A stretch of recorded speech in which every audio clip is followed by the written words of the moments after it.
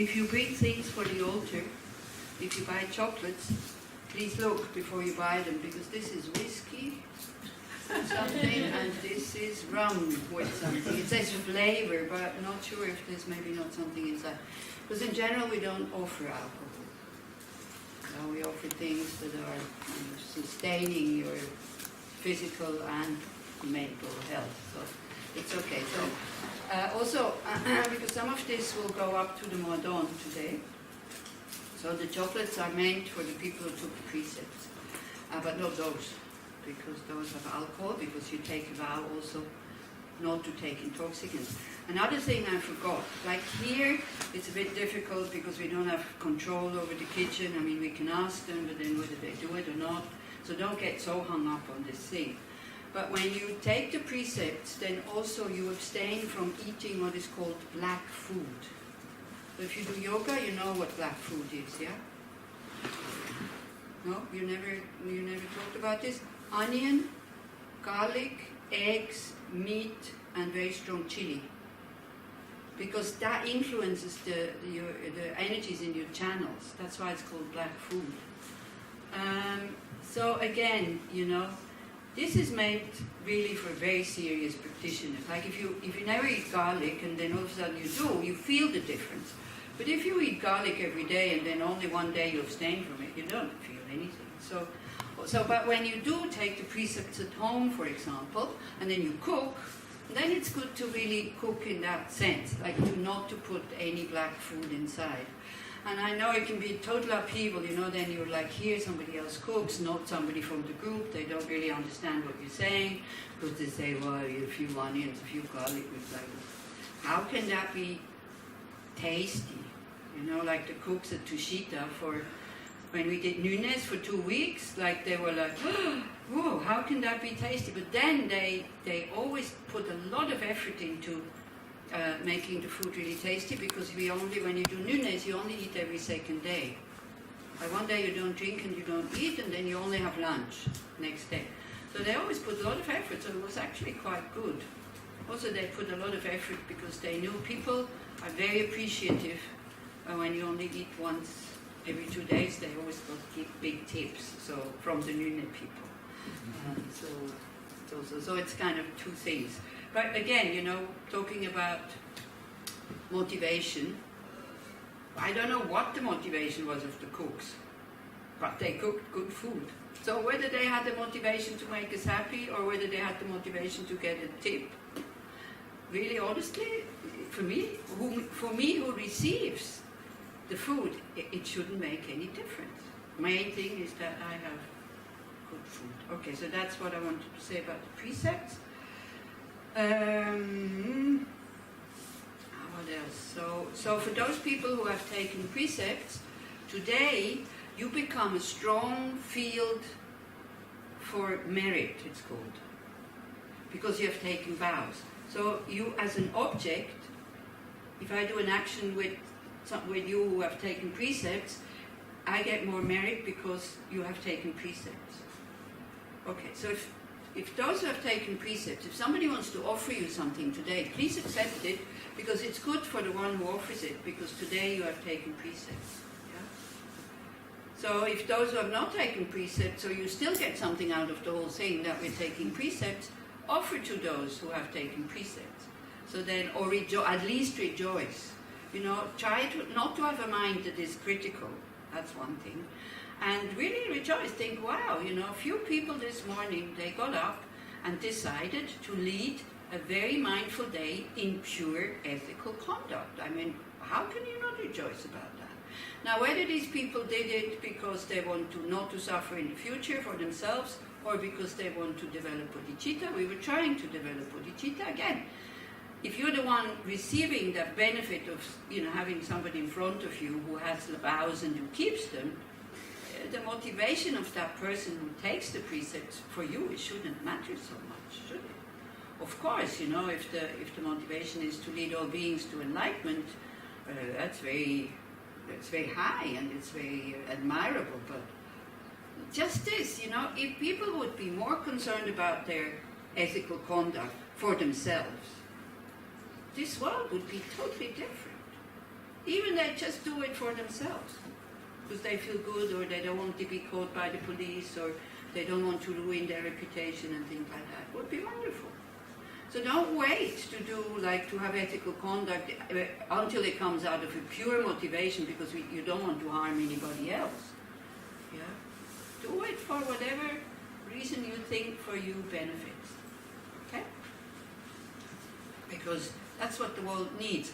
So there's also this story from the Buddhist days, like sutras, where you can read Buddha's biography before he was a Buddha, kind of his lives as prince sometimes as elephant, sometimes as a rabbit, sometimes as a captain, sometimes as, you know, a meditator, whatever. So also the Buddha had many previous lives where he practiced in order then to attain enlightenment in this one lifetime. So one story is that he was a king, and like there was a lot of like unethical conduct going on in his kingdom, and he didn't know what to do. So it's like ancient times, okay? So then the ministers came and said, well, you know, they were believing in spirits. They said, maybe the spirits, or there's an ogre, like a demon. Maybe that guy is not so happy, so maybe we should start to make sacrifices to him, like animal sacrifice. Then this king, who later became the Buddha in another life, who had already a lot of compassion, thought, but why? The innocent animals, they are not responsible for our unethical conduct. So he said, I think we will send a sacrifice to people who kind of have unethical conduct, to send it to that demon. Well, it changed rapidly, the whole thing. Yeah. So this is also, I think, or it was even we will take vows of having ethical conduct, and then those ones who don't have vows, they are being saved. I can't remember exactly what it was, but it was this kind of thing. Yeah, we will sacrifice, but no animals, but the ones who who are having unethical behavior. So then it said, one thing is, because also the karma of that country changed, because people started to practice ethical conduct. So then the collective karma, if everybody does it, it also influences outer conditions. It influences your environmental karma. Or result, I should say result, it's true. Thank you. Usually say it like this, but no, actually, I think it is the environmental result. So it influences the environmental result if you are taking vows. Like when there's danger of earthquakes or floods or things like that, Dhamma always asks his students, for the sake of people in that region, when you live in that region, please take these 8 Mahayana precepts every morning. So that maybe you, because you don't have the causes to live in such a place, that that's possible, that then it doesn't happen. Yeah? So we should make more collective effort. Like also there's one sutra that one can read, which is for peace. Special sutra, it's called the Sutra of the Golden Light. So it is here, we have it in the storeroom, but there's amazingly very little interest to read it, to recite it, to read it, even though the situation is so difficult. So we will do it probably on the 31st of October, because it's a very powerful day. If people are interested at Shantideva, if nobody is interested, then I told Shuki, I said, I can read it at home. You know, I don't need to go to Kiriyat Ono to read it, but I will definitely go. It's a Wednesday, that is the problem. So if you're interested, then go to the Shantideva webpage, and the text will be there, and we will recite it together. The recitation of the whole sutra lasts about 3.5 hours. So people go, what? Well, if we want peace in such a difficult situation, we might have to put some effort into it. So just reading for 3.5 hours, it's okay. Then we go, well, how do you know that it works? Well, I don't know if it works, but at least I do something. Not doing anything, that I know that's not going to change anything. I think Tenzin Palmo told the story about the nuns somewhere in Jerusalem, Christian nuns that are praying for peace every day. So then she went to visit them, and so she saw what they were doing, and then they were saying, like, many people come and said, well, and does it work? And they say, well, can you imagine how the situation would be if we would not pray? Yeah. like this. We don't know how it works. But how it works is also that you don't feel so totally helpless and then out of that helplessness become aggressive and angry. Because you do something. What else can you do? Or like also Losang Lamrim, he asked us to recite or to do the 4 mandala offerings to Chitamanitara for I think 2 weeks or something. He said until the 14th of July, whoever can do this puja, it will be very good for the cause in Tibet. Yeah. So when I get instructions like this, I do that, and some people always can. We did it every day, and we were at least 4 people every day, even during the week in the center. And I tell you, the energy in the group and in the center was incredibly good. So if it did something for the Tibetans, I don't know. But I would like Tibet to be autonomous. I would like for the Tibetans to go back to their country, because it's thanks to them that I can study this, which I find very, very helpful. Yeah. So, but me as an individual in Switzerland, what can I do? But if I get instructions from not my root guru, but anyway, from masters like this, I follow them. And I do it, especially if it's short like this. You know, if you would have said for the rest of your life, I doubt I will do the puja every day, because also it's about an hour and a half. And I already have commitments for at least an hour, if not more, so that I doubt. But when it's short like this, then it's easy for me, I don't know for other people, to really put the effort and yes, let's go ahead and do it, let's at least try. Yeah, these practices that it said, like it purifies negative karma and it creates a lot of positive energy.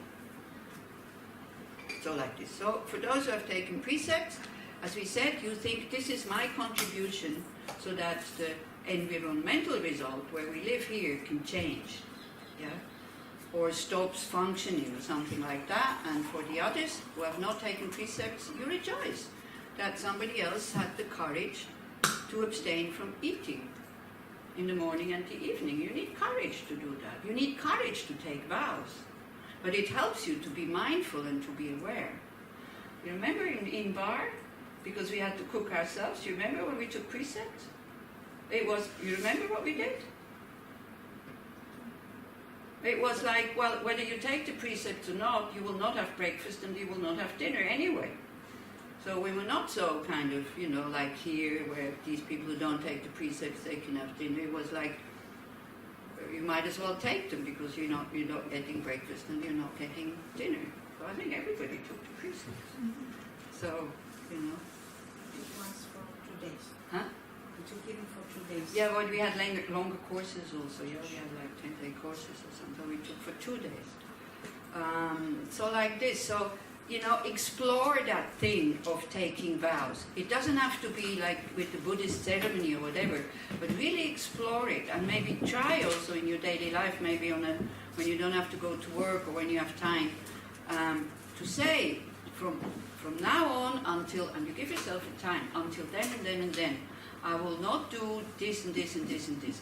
And if you do have a transcendental source, like a God or a Jesus or, I don't know, you know, Vishnu, Brahma, Krishna, Shiva, I have no idea, or, you know, Guru Nanak, or whatever you think that being is giving you the energy of keeping these vows, then you think you received the vows from that being, and then you keep them, and in the evening you check, you see what happens.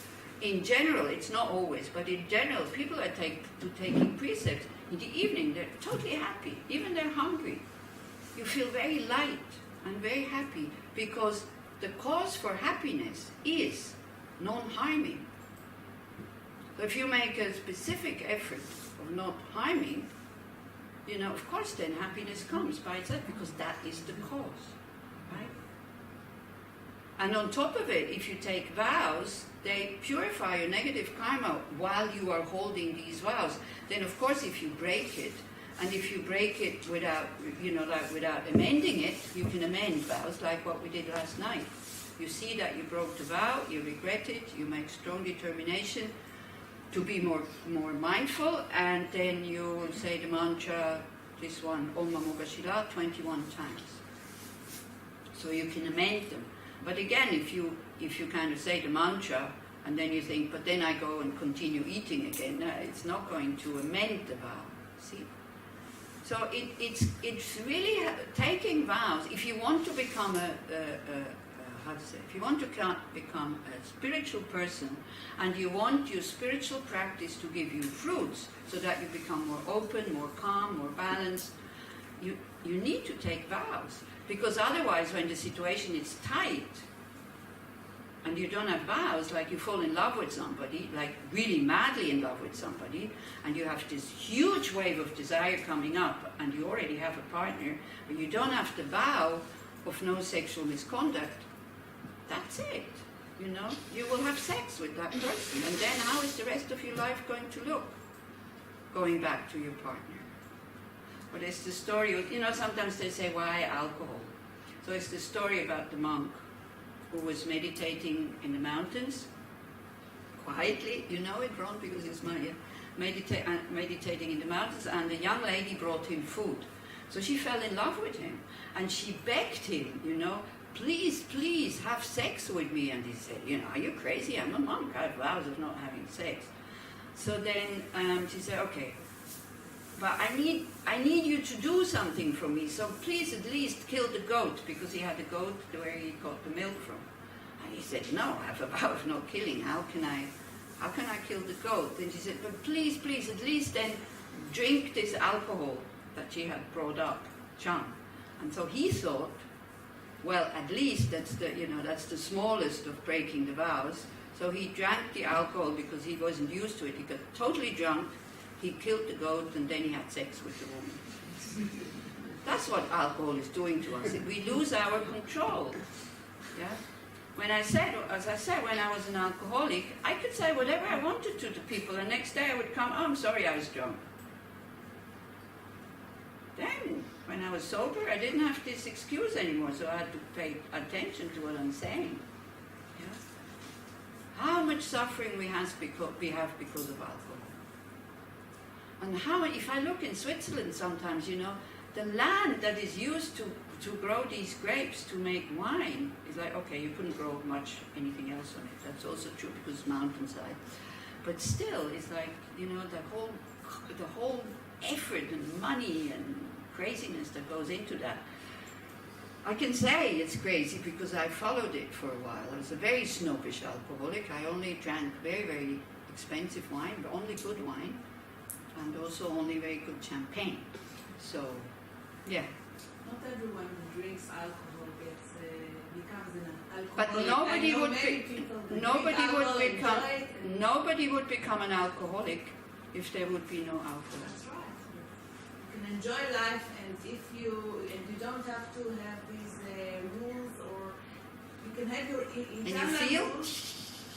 Yeah, because I want to drink alcohol. Yes, by all I means. drink alcohol, and Of I would course. go on, and I thought maybe I can take these chocolates. Yes, you can take them. They're here. They're the yellow ones and they're the red ones. And They're I very drink every night a bottle of beer, and I never got drunk, you know, in a way. that- Wonderful. So I rejoice. No, Wonderful. I say that sometimes you speak about the vows. Maybe people can be strong enough. You Okay. don't need the vows. If you're strong enough, then that's wonderful. I rejoice. I really rejoice. So that's again, it's everybody's decision. If you feel strong enough that you can have ethical conduct in every situation, even if it gets tight, that's fine. But Only very the vows often, will help me. That's my feeling. But it's Okay, very then you personal. don't- People you need know, the vows to help listen, them. what's your I name? really, Tamar. Tamar. Why did we say you can take the vows or you cannot take them? Yeah, okay. I So just- what's the problem here? No, the only problem was the The way alcohol. you spoke about. I think alcohol is a great thing, but many people can take it to a Okay. place that it becomes a bad thing. Yeah. Especially when your life is difficult. I defend See, alcohol. especially when your life is difficult, you go and try to find solace in alcohol because it makes your mind a little bit more dull. I told you why I drank, because I was always full of fear, but it doesn't help. This is what I say. So life is already difficult. Then you go and try to find solace in alcohol, and you know, I can tell you some stories, very sad stories of families. One member in the family is enough. This is what I mean. So that's what I am looking at, because I'm looking at where could there be a problem and what's the solution. Yeah. So if there's no problem with alcohol, by all means, that's fine. That is fine. Yeah. No, because for me, I look at all the ethical rules, and I want to take as much as I can from the Buddhism. That's why I'm here. And there are some of them that I really don't agree with. I don't want to take no them. problem. And I still think I have a lot of advantage being here and learning a lot of other things. Very good. So we don't need to discuss it actually, because as I said, if you're not happy with what I'm saying, if you don't agree, it's fine. We can still remain friends. We don't have to, my point is better than your point. It's like, but I am here to tell you what Buddhism is. So if I take out the things that I know some people don't like, you get an incomplete picture. Yeah? And then, as I said, you from your side, you take whatever you want to take. That's fine. That's okay. Yeah? So, yeah. Okay. So, for those people who have taken vows, you rejoice that you have taken vows, and for those people who have not taken vows, then you rejoice that those people who have made the effort of taking vows, because it needs effort. It's difficult. It is difficult to take vows, because there's always the fear, I'm not sure if I can keep them, and especially with the eating. Yeah. So, yeah. Okay. So we read the whole thing, the whole path again, page 12.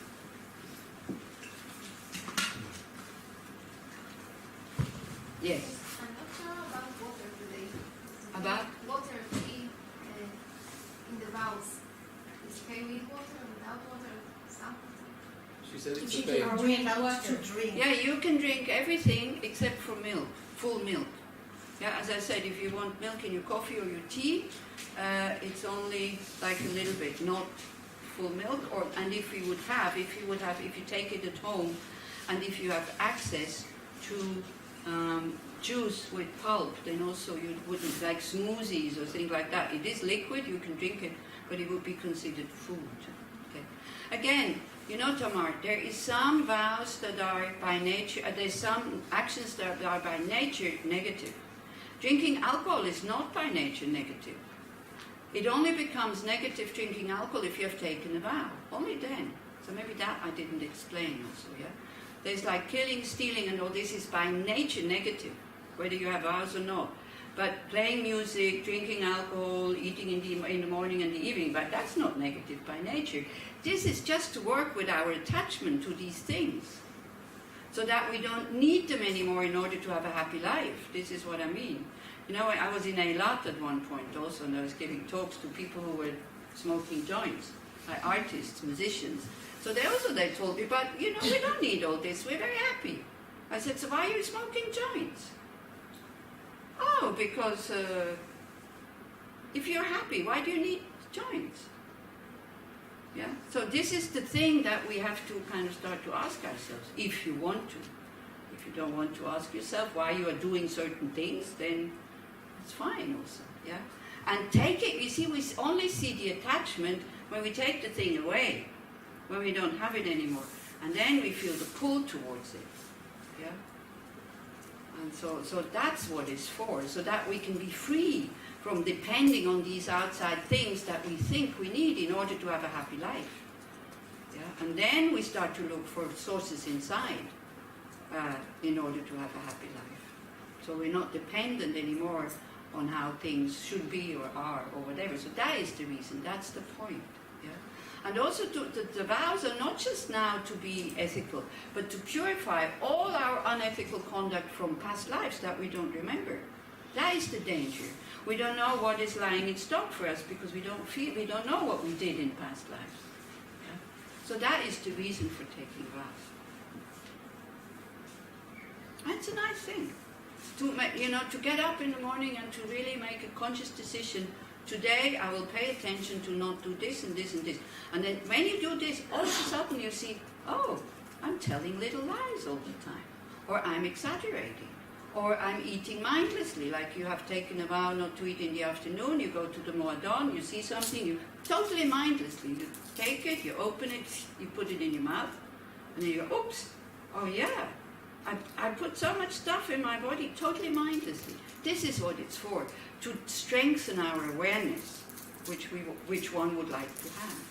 Yeah. Not to punish us. You see, the problem is, we have like the commandments. You are not allowed to, you have to. That's the problem. And then we kind of go, somebody's forcing me, and I want to be a free person, and I don't want to do that. So what we're training here is the freedom of restraint. And that sounds very strange to us at the beginning. The freedom to be able, with a happy mind, to say no. That is freedom. Yeah? Not kind of, oh no, I'm not allowed to. That's not vows. This is, I want to be more careful that I am looking after my 3 doors, which create karma. The body, the speech, and the mind. This is what it's for. Yeah? Because you have decided to become a non-harming person. And sometimes we see it's only when we are aware and when we have taken the vows that actually, yeah, I do quite a lot of small things. They're small things, but karma increases. So this is what it's for. Yeah? Not because somebody is forcing you to do that. But you don't have to take a vow to pay attention. I'm all the time trying. I'm Okay. coming here to learn more and pay attention more, but I don't Okay. take the vow That's to do fine. that. That's fine. That's fine. A vow can be helpful. If you think you don't need it, then still, even you don't need it, you take the vow, it purifies your negative karma. You see, I don't need a vow of no alcohol. Why? Because I've gone through the suffering of giving it up. Once is enough. So I'm protected by knowing the suffering of being an alcoholic and giving it up. I don't need the vow anymore, and I am not a recovering alcoholic. I have recovered. I could eat these things without needing a second one. Yeah? And because I had to try it out, because we use alcohol sometimes in the rituals. And at the beginning, there was still some kind of warmth trickling down, because it's very little, it's only a drop. And there was the urge for more. Now, this vow of not drinking prevented me from drinking. And at one point, after a few years of being a nun, I was in a very, very bad mood. And somebody was very close to me that I just couldn't stand that person. And I was very sorry to kind of reject her all the time, but she just really got on my nerves, and I couldn't do anything about this shitty mind of mine. And I knew if I have a glass of wine now, the mind would be much more relaxed. But because of having the vow, I didn't go and take refuge there. And I was forced to work with that shitty mind, which I did, and now it's okay. She hasn't changed, but I'm very friendly with her. Do you see what I mean? If nothing big happens, we don't need vows. But when situations get tight, this is what I mean. And we know now, doing like for me, now drinking a glass of wine, and that was, I wasn't ready to drink that glass of wine. It would have brought me right back. Somebody else told me that he fell in love with a woman, but he was in a relationship who was already not very good. And he said, I was so happy to have had that vow of no sexual conduct, so I could finish the relationship first and start with a clear consciousness with that other woman. So that's for some people, yeah? Some people find it very, very helpful when they are in difficult situations. But isn't the issue is awareness and attachment? Really the vow is deciding for you what to be aware of and the fact that you attach to those things. Yeah. Surely if you don't take the vow and you develop the awareness as a result of knowing I'm very attached to this thing, and if I don't have it, it's not disastrous, but it affects me. So I feel somehow the vow are kind of imposed because we need rules. They're not imposed. I'm saying you can take them or not take them. Imposed in the sense of Yeah. those are the issues, and those are the issues we have to deal with. Yeah. I'm sorry, my personality. Yeah, okay, but I know in Israel take him up. In Israel if you make rules here, we should make them the other way around, kind of saying, don't take the vows. impose of, no, you're not allowed to take vows. Yeah? You know, I can see this because I go to different countries, and I'm not making fun of you or anything like that. It's a fact that for Israelis it's very difficult to